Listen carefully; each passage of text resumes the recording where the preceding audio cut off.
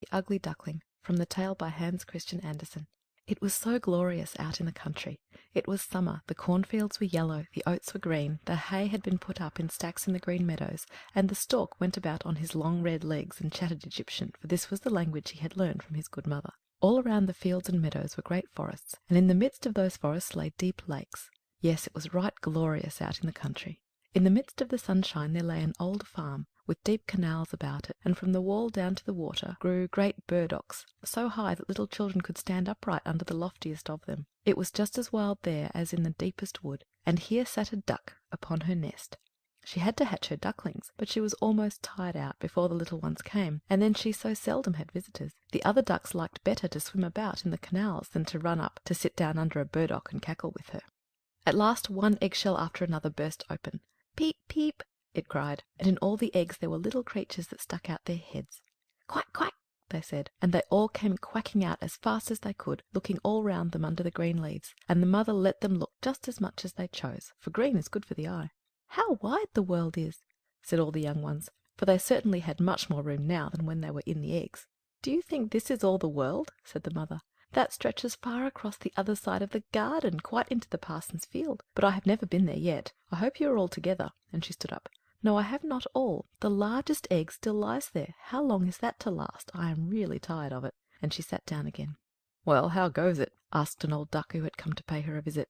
"It lasts a long time with that one egg," said the duck who sat there. "It will not burst. Now only look at the others. Are they not the prettiest little ducks one could possibly see? They are all like their father. The rogue, he never comes to see me." "Let me see the egg which will not burst," said the old visitor. "You may be sure it is a turkey's egg. I was once cheated in that way, and had much anxiety and trouble with the young ones, for they are afraid of the water. Must I say it to you, I could not get them to venture in. I quacked and I clacked, but it was no use. Let me see the egg. Yes, that's a turkey's egg. Let it lie there, and teach the other children to swim." "I think I will sit on it a little longer," said the duck. "I've sat so long now that I can sit a few days more."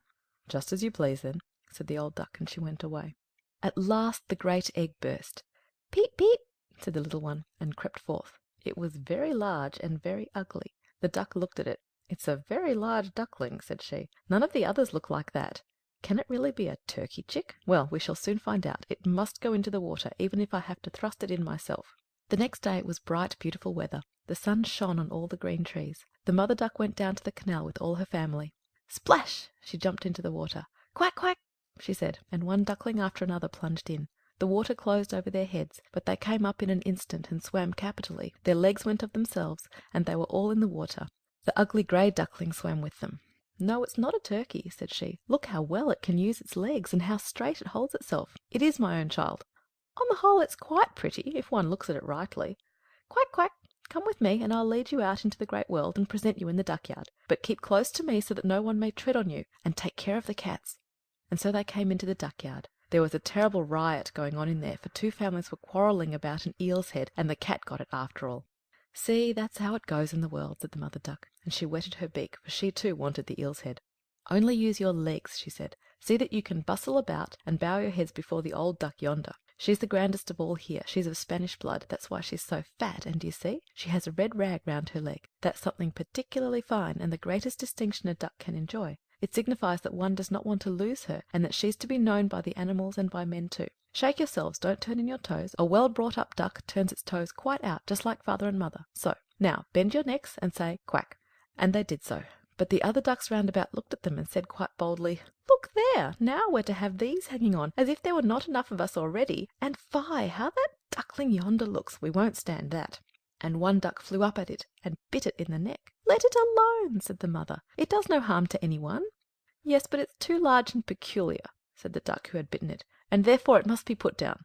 "Those are pretty children that the mother has there," said the old duck with the rag around her leg. "They're all pretty but that one.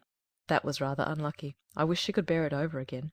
"That cannot be done, my lady," replied the mother duck. "It is not pretty, but it has a really good disposition, and it swims as well as any other. Yes, I may even say it swims better. I think it will grow up pretty, and become smaller in time. It has lain too long in the egg, and therefore is not properly shaped." And then she pinched it in the neck and smoothed its feathers. "Moreover, it is a drake," she said, "and therefore it is not of so much consequence. I think he'll be very strong. He makes his way already."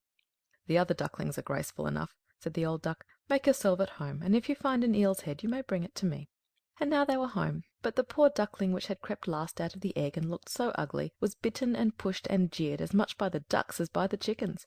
"It is too big," they all said; and the turkey cock, who had been born with spurs, and therefore thought himself an emperor, blew himself up like a ship in full sail, and bore straight down upon it. Then he gobbled and grew quite red in the face. The poor duckling did not know where it should stand or walk. It was quite melancholy because it looked ugly, and it was the butt of the whole duck-yard. So it went on the first day, and afterwards it became worse and worse. The poor duckling was hunted about by everyone. Even its brothers and sisters were quite angry with it, and said, "If only the cat would catch you, you ugly creature!" And the mother said, "If you were only far away!"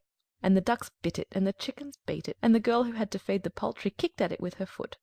Then it ran and flew over the fence, and the little birds in the bushes flew up in fear. "That is because I am so ugly," thought the duckling, and it shut its eyes, but flew on further, and so it came out into the great moor, where the wild ducks lived. Here it lay the whole night long, and it was weary and downcast. Towards morning the wild ducks flew up and looked at their new companion. "What sort of a one are you?" they asked, and the duckling turned in every direction and bowed as well as it could. "You are remarkably ugly," said the wild ducks, "but that is nothing to us, so long as you do not marry into our family."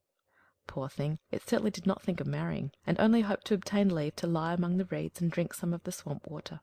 Thus it lay 2 whole days. Then came thither 2 wild geese, or, properly speaking, 2 wild ganders. It was not long since each had crept out of an egg, and that's why they were so saucy. "Listen, comrade," said one, "you're so ugly that I like you. Will you go with us and become a bird of passage? Near here, in another moor, there are a few sweet, wild, lovely geese, all unmarried, and all able to say rap. You've a chance of making your fortune, ugly as you are." Piff paff resounded through the air, and the 2 ganders fell down dead in the swamp, and the water became blood red. Piff paff sounded again, and the whole flock of wild geese rose up from the reeds. And there was another report. A great hunt was going on. The sportsmen were lying in wait all around the moor, and some were even sitting up in the branches of the trees which spread far over the reeds. The blue smoke rose up like clouds among the dark trees, and was wafted far away across the water, and the hunting dogs came, splash, splash, into the swamp, and the rushes and the reeds bent down on every side. That was a fright for the poor duckling. It turned its head and put it under its wing, but at that moment a frightful great dog stood close by the duckling. His tongue hung far out of his mouth, and his eyes gleamed horrible and ugly. He thrust out his nose close against the duckling, showed his sharp teeth, and splash, splash, on he went without seizing it. "Oh, heaven be thanked!" sighed the duckling. "I am so ugly that even the dog does not like to bite me."